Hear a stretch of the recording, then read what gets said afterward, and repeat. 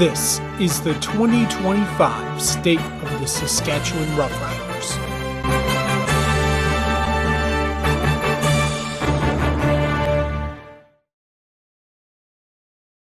Ladies and gentlemen, Mesdames et Messieurs, welcome in to the 2025 State of the Saskatchewan Roughriders, the 8th annual State of the Saskatchewan Roughriders. And for the first time, this State of the Saskatchewan Roughriders is taking place the week after the season ends, because the Saskatchewan Roughriders are indeed Grey Cup champions, if you have not heard. We'll start with some opening statements here. Obviously, still very much overjoyed that the Saskatchewan Roughriders have finally pulled off a Grey Cup victory under my ownership. Something we've been striving for since day one when I was gifted a share to this organization. It was a long road. We went through moments, some high moments, some low moments, some really low moments. We had a State of the Roughriders in a year the CFL wasn't even played because of COVID. There were worries the league wasn't even going to come back from it. We had years we didn't make the playoffs, years where we had a potential game-winning touchdown pass in the West Final go off the goalpost. Last year was a blown-out game in the West Final, and finally we get to a Grey Cup, and not only do we get to a Grey Cup, we win a Grey Cup. Like I said, I am still absolutely overjoyed with this result. It was everything I could have ever hoped for. I'm so proud of this team. From day one of the preseason, it felt like this year was different. Last year it felt different because Corey Mays, first year head coach, felt like he was still trying to figure things out, but it still felt like this was going to be different. He has the potential. And even though we got to a West Final last year, we obviously didn't get across that hump into the Grey Cup. This year, that all changes.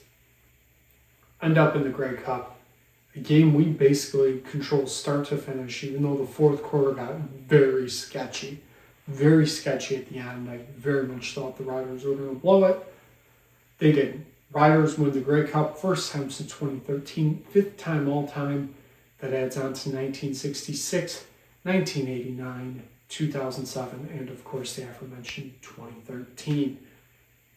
Overall, I'm just so overjoyed with this team. Trevor Harris, almost a fully healthy season.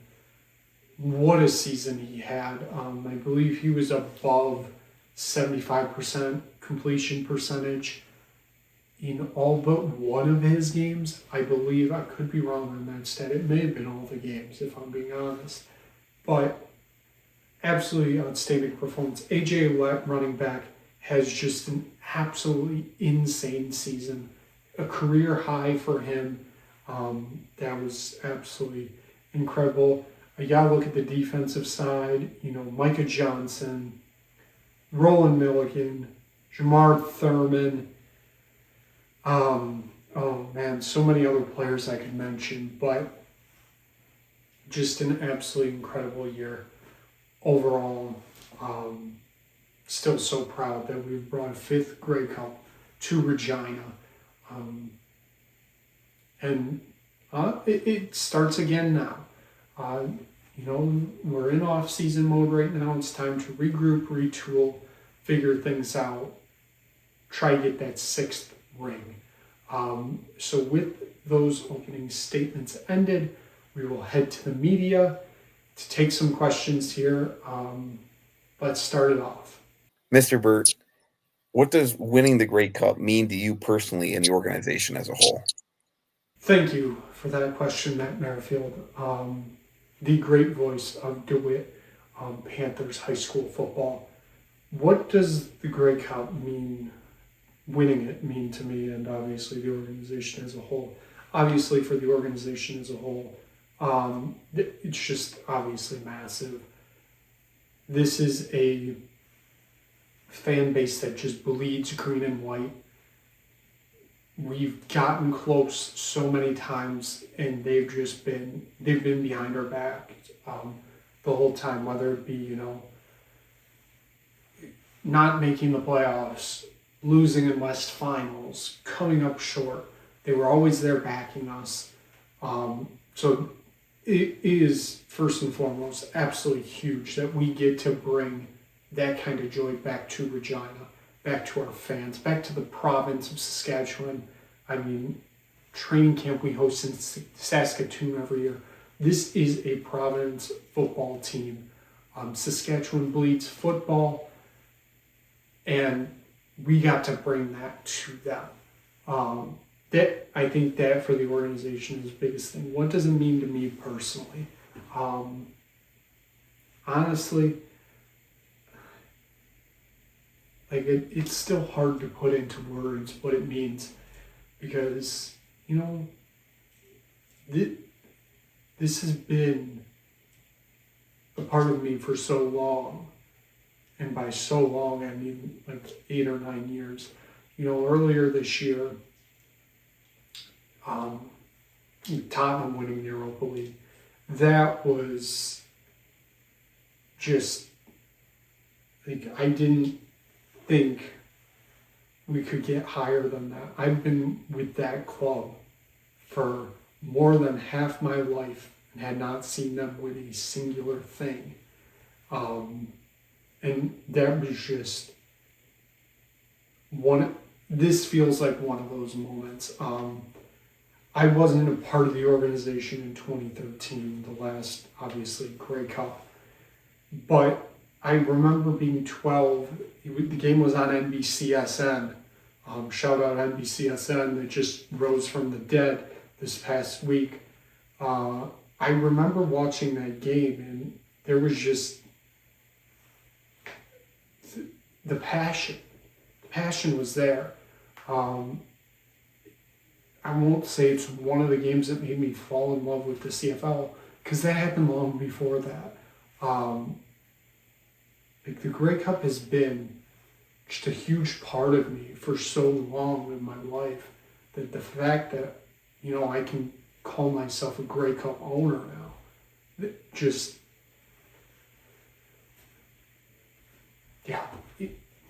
it's absolutely just fantastic. Let's go to the next media question. Hello, Riders Report. Side checking in. My first question is, what do the Riders need this offseason to improve on their 2025 season? What are the biggest needs of the team? Who are we losing? Who are we keeping? Who do we need? What do we need to improve on? My next question is, how does the team improve on its 2025 campaign? Obviously, a Grey Cup win, just a resounding success of a season. Is back-to-back the definition of success? Or what do we need? Dominance. What are we looking for? Thank you, Sai, for that question. Double part question, but I figured we can tackle this as a whole. I brought some graphics with me here, so we're going to take a look at this right here. I'm going to walk up. So if you look at this is our depth chart from the Grey Cup. And if you look at all the red lines on here, these are players right now. If they do not re-sign, they're gone in free agency. You notice that's a lot of red on there. So first and foremost, that's going to be a big thing for the Riders to figure out this offseason. You've got to balance bringing the crew back with upgrading it for the future. I look at this, obviously, I probably get asked a lot about it later. With the quarterback situation. I mean, we have no quarterback signed for next year. Something we're going to have to get figured out. Obviously, running back situation. Nobody signed for next year. Got to figure that out. We have one wide receiver right now signed for next year, and that's a Joe. Is he going to test the NFL waters again? We'll see. That's something we got to figure out. Overall, you said improving.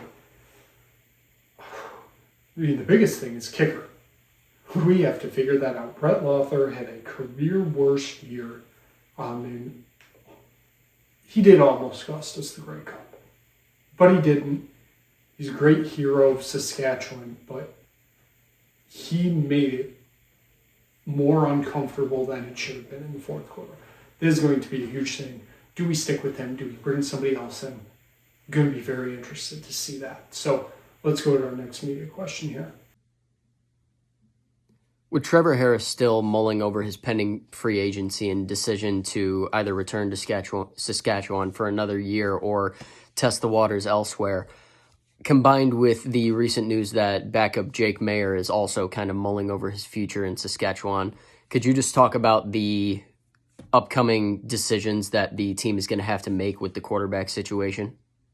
Thank you, Justin Walsh, for that question. As I mentioned, I figured a quarterback question was coming. You know, Trevor Harris kind of feels like it's an up-to-him decision. It feels like it's either he's going to come back to Saskatchewan or he's going to retire. At 38 years old, it would 100% understandable to walk away on top as a Grey Cup champion. That is the way to go out. I would love to have him back for another year. He has shown this year if he stays healthy, he's a Grey Cup level quarterback. I would love to have him back next year. Now, we talk about depth at that position. That's a great question. This year, obviously, we spent a third or fourth round draft pick, don't remember, I think it was third, on former Ohio and Indiana quarterback Curtis O'Rourke.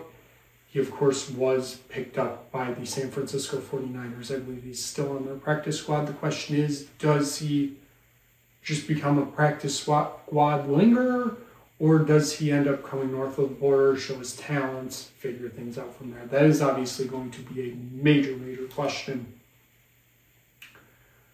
We saw his brother went to Canada first, of course, Nathan Rourke, then went down south for a year, ended up coming back up north, killing the league. Will his brother do a similar route? Will be very interesting to see, but I feel like the Riders have to kind of figure out that situation first.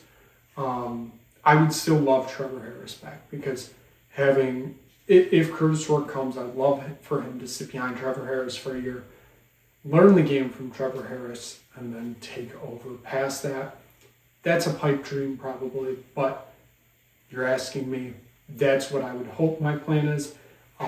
Obviously, I'd love to have, Jake Mayer, Tommy Stevens back. Tommy Stevens especially, his quarterback sneaking ability, incredible. Let's go to our next media question. Will you be getting a ring? Thank you, Jay Coster, for that question. The answer is, I don't know. We will figure out probably in May or June if I get a ring. I'm going to assume it's no, but you never know. The Riders might be nice. Donate a ring. We'll see. Will I pay for a ring? Probably not. Next media question. There have been rumors swirling that a certain former number 1 overall pick in the NFL draft and current quarterback for the Jacksonville Jaguars organization may possibly be heading to the CFL soon. What are your thoughts on that? And could he possibly be the answer long-term for the Rough Riders moving forward? That's another outstanding question, Justin Walsh. To my knowledge, I do not believe there are any inklings that Trevor Lawrence will be attempting a career across the border. Will the Riders test him out? I don't believe so, because I don't believe we have his negotiation rights.